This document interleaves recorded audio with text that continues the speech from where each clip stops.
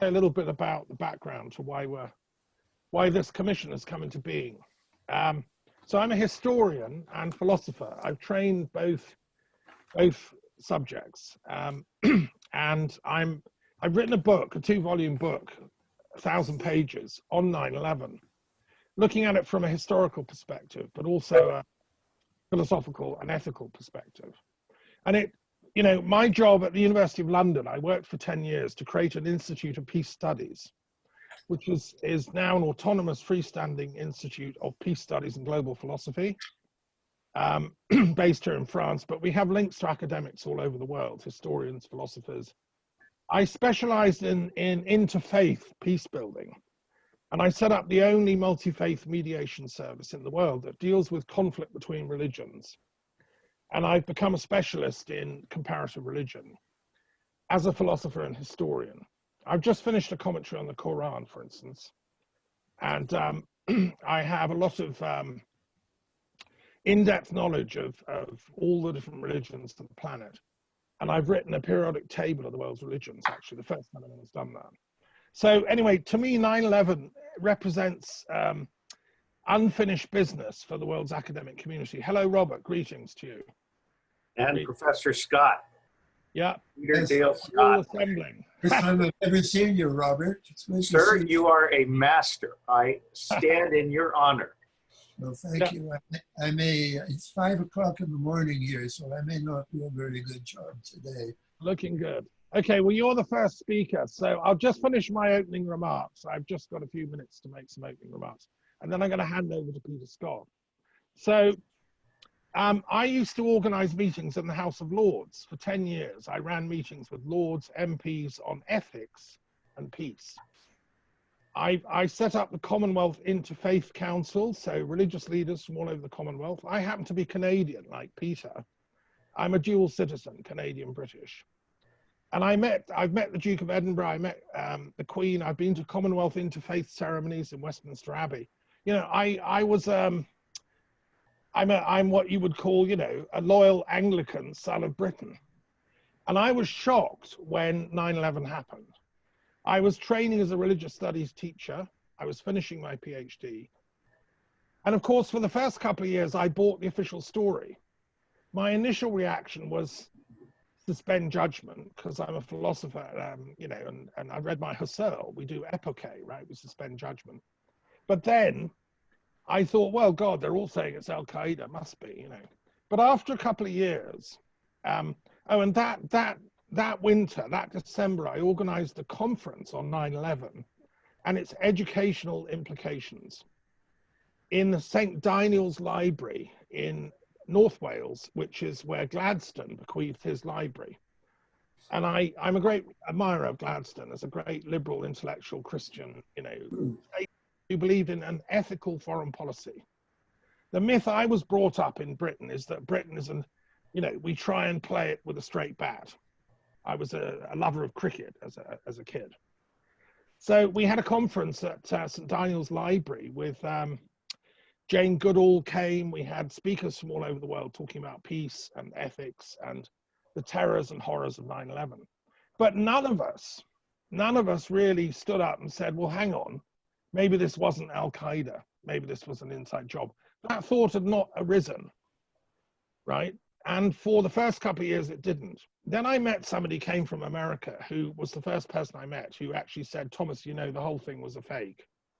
She'd done her research and it got me really thinking. Then I did a lot more research, reading, writing, but I was working full-time as a teacher. I couldn't spare the time to do the in-depth research needed. And I was writing, my PhD, which finished in 2001. I'm an expert in the history of the search for peace among different academic disciplines like philosophy, religious studies, theology, history as well. But I stopped in 2001 and I always knew I have to go back and do some more. So then after I lived in Scotland, I worked running my institute. I did lots of interfaith mediation. And I've been very busy, traveling to 35 countries and meeting in parliament and all the rest of it. But always 9/11, I felt we have to go back and look at this issue. And I kept looking for historical journals. I kept looking for academics that were looking at it. I kept saying, where is everybody? Why is nobody doing this? And then 2 years ago, I realized there's a silence. It's a radio silence. It's a black hole. And I've coined a word to describe this. It's called Sophiophobia. It's a medical condition. People are afraid of too much knowledge, too much wisdom. Ever since the Garden of Eden, we're afraid of taking the apple because it leads to trouble. And I should say, I also taught at the Muslim College in London with Dr. Zaki Badawi, who was a good friend of Prince Charles, and who I've also met, who believed very much in academic work for Muslims. And I taught there for several years. I had students from Afghanistan, from Syria, from all over the Islamic world. Some of them are my best friends still. And greetings, welcome, welcome. So it seemed to me that it's necessary that we have an international, effort by historians to actually accept evidence from people, whilst there are still people alive who either lived through it, knew people who were there, or have done a lot of research.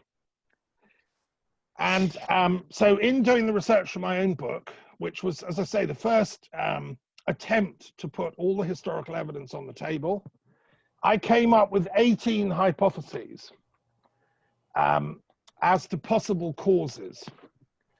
I suspended judgment. My work is to suspend judgment as a philosopher.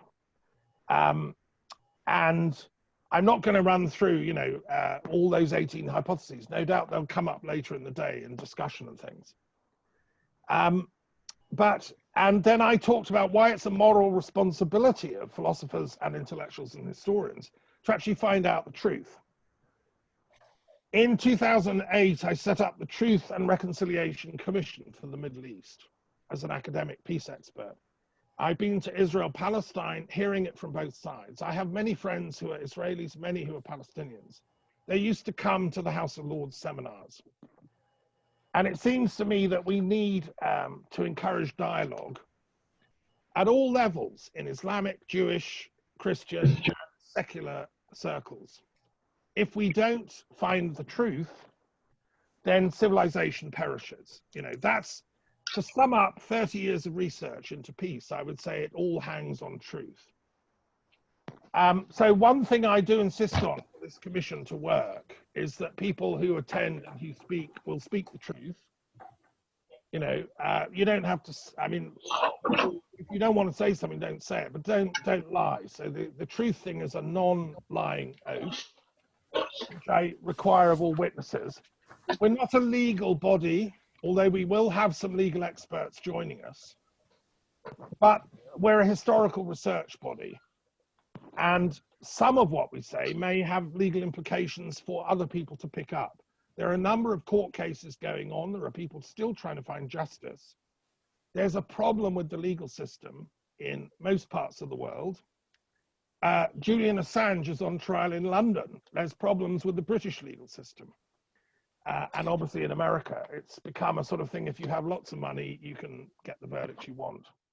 So I think it's time for us, the intellectuals of the world, the historians and philosophers, to make a serious effort to, resolve these problems. Right, so without any further ado, I'm going to hand over to our first speaker. We have a number of speakers. There's an agenda where people have got their time slots. And I'm going to ask Peter Scott